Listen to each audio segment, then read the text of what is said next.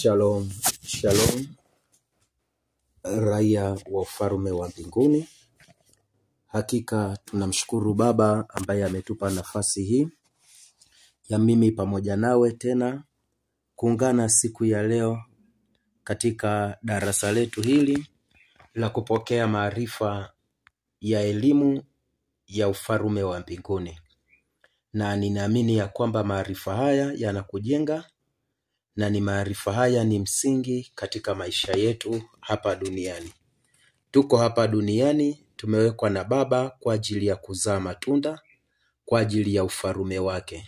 Tuko hapa duniani kwa ajili ya kuwakilisha serikali ya mbinguni kupitia maisha yetu ya kila siku.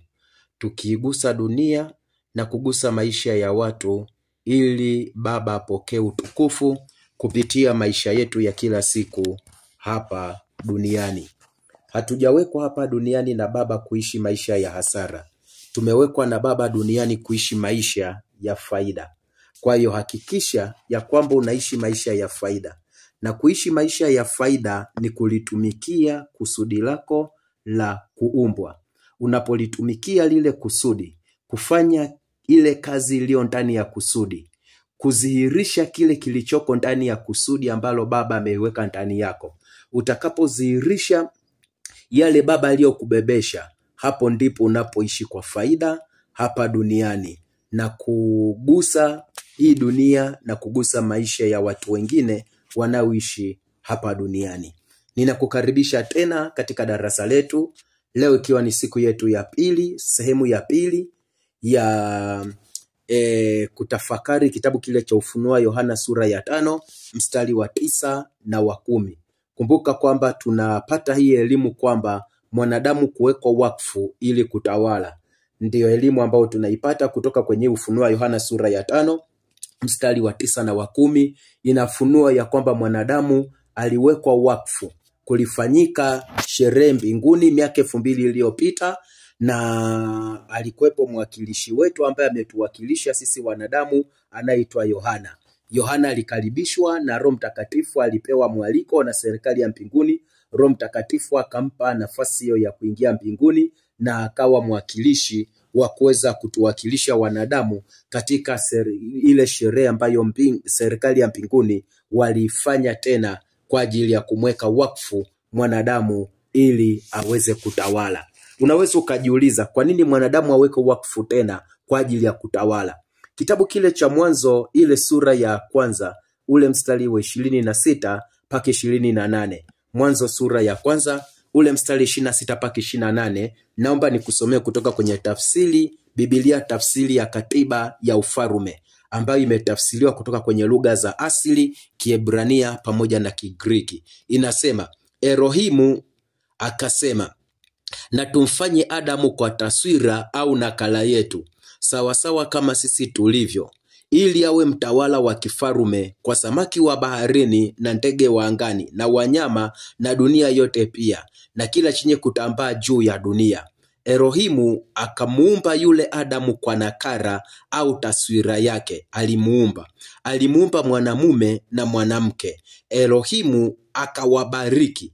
Elohimu akawaambia, zalisheni, yani fanyeni vitu kutokea, mkaongeze uzalishaji, kisha uzalishaji huu ujae dunia yote, na kutiishi uzalishaji usipungue, mkawe watawala wa kifalme kwa samaki wa baharini na ndege wa angani na kila kiumbe chenye uhai kiendacho juu ya nchi. Ninachotaka uone, Elohimu akasema na tumfanye Adamu. Na kumbuka kwamba sisi tumetokea ndani ya nani? Ndani ya Adamu. Tumetoka, wanadamu wote ni uzao wa Adamu. Anasema na tumfanye Adamu kwa taswira au nakala yetu, sawasawa kama sisi tulivyo, ili awe mtawala wa kifalme. Akatawale ili awe mtawala wa kifalme. Kwa hiyo tumeumbwa kwa ajili ya kutawala. Mwanadamu ameumbwa kwa lengo moja tu, kutawala hapa duniani kama mfalme anayewakilisha serikali ya wapi? Serikali ya mbinguni. Kwa hiyo kwa nini sasa kwenye ile Ufunuo Yohana ambayo tumeiona jana, nataka nikusomee tena ile Ufunuo Yohana ile sura ya 5. Ufunuo Yohana sura ya 5. Jana nilikueleza kwamba kwenye ile sherehe Yohana aliona kwamba viumbe wote walikuwepo. Viumbe walikuwepo. Anasema ule mstari wa 11, nami nikatazama, nikasikia sauti ya wale malaika wengi wakiwa wamekizunguka kile kiti cha kifarume, pamoja na wale viumbe hai 4 na wale wazee 24. Idadi yao ilikuwa 10,000 mara 10,000, 10,000 mara 10,000 na mabilioni na mabilioni. Kwa unaona katika ile sherehe ya mwanadamu kukabidhiwa tena, kuwekwa wakfu kwa ajili ya kutawala, malaika walihusika, wazee 24 walihusika, wenye uhai 4 walihusika. Kwa hiyo wanahusika kutazama jinsi mwanadamu anavyowekwa wakfu tena, kwa sababu tulipoteza utawala wetu hapa duniani kupitia Mwanzo sura ya 3, kupitia lile kosa la uhaini ambalo Adamu alilifanya. Kwa hiyo tukajikuta wanadamu tumepoteza nini? Tumepoteza utawala wetu wa kuitawala dunia na kutawala vitu vyote hapa duniani. Kwa hiyo kama nilivyokueleza jana, baada ya miaka mingi kupita, ndipo serikali ya mbinguni kamtuma Yesu Kristo, mfarume Yesu Kristo, kuja hapa duniani. Na Yesu Kristo alipokuja akalipa lile deni letu tuliokuwa tunadaiwa, na akatukomboa na kuikomboa dunia ili kuturejesha katika maisha yetu ya kutawala. Kwa hiyo ili sasa mwanadamu sasa atawale tena, tunaona ya kwamba kukafanyika sherehe kubwa mbinguni. Ile sherehe ni kwa ajili ya kumrudisha tena na kumweka tena wakfu mwanadamu ili aweze kufanyeje? Aweze kutawala. Yule mwanadamu aliyepoteza utawala wake, aliyepoteza ufarume, akarejeshwa tena katika maisha ya kutawala miaka 2000 iliyopita. Ndio maana Yohana akapewa mwaliko wa kwenda kutuwakilisha wanadamu wote hapa, wanadamu wote wa dunia, tukawakilishwa katika ile sherehe ya mwanadamu kutawaza tena kuwa mtawala wa kifarume. Na ndio maana ule mstari wa 6 anasema, kisha nikaona kati ya kile kiti cha kifarume na wale viumbe 4 wanaoishi, na miongoni mwa wale wazee mwana-kondoo amesimama akiwa kama amechinjwa. Alikuwa na pembe 7 na macho 7, ambazo ndizo zile roho 7 za Elohimu zilizotumwa duniani pote. Mstari wa 8, tuko Ufunuo wana sura ya 5. Huyo mwana-kondoo akaja na kukitoa kile kitabu kutoka kwenye mkono wa kulia wa yule aliyeketi kwenye kile kiti cha kifarume. Alipokwisha kukitoa kile kitabu, wale viumbe 4 wanaoishi pamoja na wale wazee 24 wakaanguka mbele ya yule mwana-kondoo, kila mmoja wao akiwa na kinubi, nao walikuwa wameshika mabakuli ya dhahabu yaliyojaa ubani, ambayo ni petisheni za watakatifu. Nao waliimba wimbo mpya. Sio kwamba wanaimba, waliimba kwenye ile sherehe ya mwanadamu kutawazwa au kuweka wakfu kwa ajili ya kutawala tena dunia na kila kitu. Anasema nao waliimba wimbo mpya wakisema, waliimba, yani kuna wimbo ambao uliimbwa mbinguni miaka 2000 iliyopita. Wimbo mpya uliimbwa. Waliimba wimbo mpya wakisema, wewe, yani wewe nani? Yesu Kristo, mfarume Yesu, unastahili kukitoa kitabu na kuzivunja lakiri zake, kwa sababu ulichinjwa na kwa damu yako ukamnunulia Elohimu watu kutoka katika ukoo au kabila, lugha, watu na katika mataifa. Wewe umewafanya hawa wawe ufarume wa makuhani wa Elohimu wetu, nao watatawala katika dunia. Kwa hiyo tunaona ya kwamba miaka 2000 iliyopita mwanadamu aliumbwa kwa taswira au nakala ya Elohimu, akarejeshwa tena baada ya kupoteza utawala wake. Mfarume Yesu baada ya kumlipia deni, mfarume Yesu baada ya kufa na akafufuka, mwanadamu ikafanyika sherehe mbinguni ya kumrejesha tena kwenye maisha ya kutawala. Kwa hiyo mwanadamu akawa mtawala tena wa dunia na akawa mtawala wa kila kitu hapa duniani. Na ndio maana ule mstari wa 11 tuendelee kusoma. Anasema, nami nikasikia, nikatazama, nikasikia sauti za malaika wengi wakiwa wamekizunguka kile kiti cha kifarume, pamoja na wale viumbe hai 4 na wale wazee 24. Idadi yao ilikuwa 10,000 mara 10,000 na mabilioni na mabilioni. Nao wakaimba kwa sauti kuu wakisema, unastahili mwana-kondoo, yeye aliyechinjwa, kupokea Kumbuka kwamba kila kitu ambacho mfalme Yesu alikifanya hapa duniani hakukifanya kwa ajili yake, alikifanya kwa ajili yetu sisi. Nataka hili jambo likae kwenye ufahamu wako. Kila kitu ambacho mfalme Yesu Kristo alikifanya sio kwa ajili yake, alikifanya kwa ajili yetu. Sasa unaona malaika mabilioni kwa mabilioni, wazee 24 na wale viumbe wenye uhai wanne wanaimba.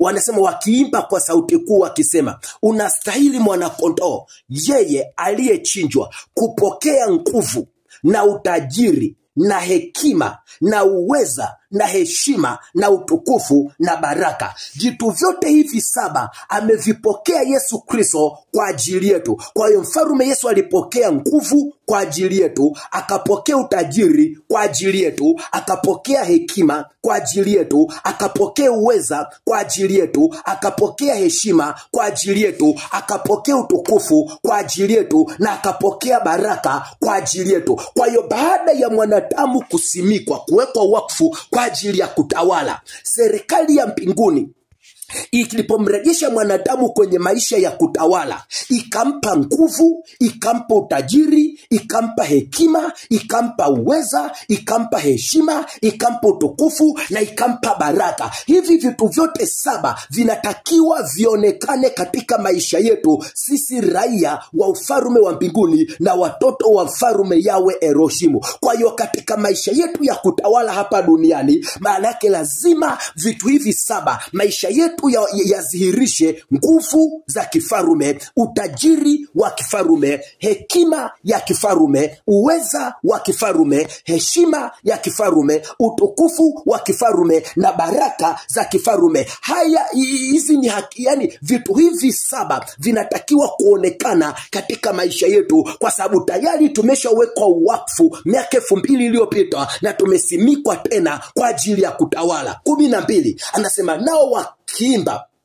13, kisha nikasikia kila kiumbe aliye mbinguni. Nikasikia, huyu Yohana anasikia kila kiumbe aliye mbinguni na kila kiumbe aliye duniani, kila kiumbe aliye chini ya dunia na kila kiumbe aliye baharini na vyote vilivyomo ndani yake vikiimba. Yani viumbe wote wanaimba baada ya mwanadamu kusimikwa kuwa mtawala wa kifarume hapa duniani, na baada ya mwanadamu kupewa nguvu, kupewa utajiri, kupewa hekima, kupewa uweza, kupewa heshima na kupewa utukufu na kupewa baraka. Yohana anasema akasikia sauti viumbe wote walioko mbinguni, walioko duniani, walioko chini ya dunia, walioko baharini na walioko na viumbe vyote vilivyoko ndani yake kwenye bahari, vikiimba vikisema, sifa na heshima na utukufu na uweza ni vyake yeye aketie juu ya hicho kiti cha kifarume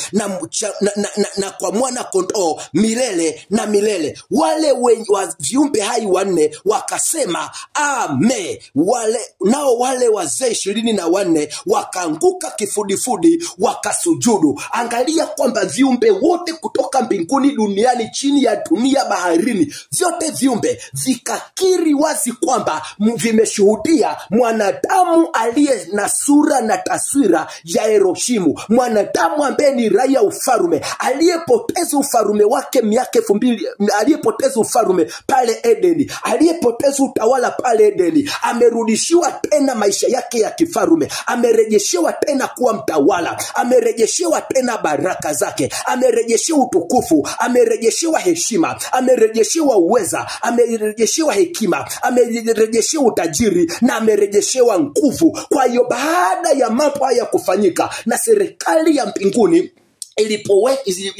ilipomtawaza mwanadamu, viumbe wote wakasema sifa na heshima na utukufu na uweza ni vyake yeye aketie juu ya kile kiti cha kifarume na kwa mwana kondoo milele na milele, kwa sababu tayari baba yetu mfarume Yahweh Elohim ameturejesha kwenye maisha yetu ya kifarume, maisha ya kutawala dunia na kutawala kila kitu hapa duniani. Nataka utambue ya kwamba mfarume Yesu Kristo Kristo alikununua kwa damu yake na akafungua kile kitabu, ili sasa wewe uliyemwamini mfarume Yesu na uliyezaliwa na Roho Mtakatifu mara ya pili kwa ajili ya ufarume, umerudishwa kuwa mtawala wa kifarume hapa duniani. Tambua na uelewe ya kwamba wewe ndio mtawala wa kifarume hapa duniani, wa kuitawala dunia na kutawala kila kitu na kulitumikia kusudi la ufarume na kuzaa matunda kwa ajili ya ufarume wa mbinguni na kuiwakilisha serikali ya ufarume wa mbinguni kupitia maisha yako hapa duniani. Hii ni elimu ya ufarume ambayo nilitaka uweze kuielewa ndani yako, uweze kutambua na kufahamu. Siku ya kesho ya 3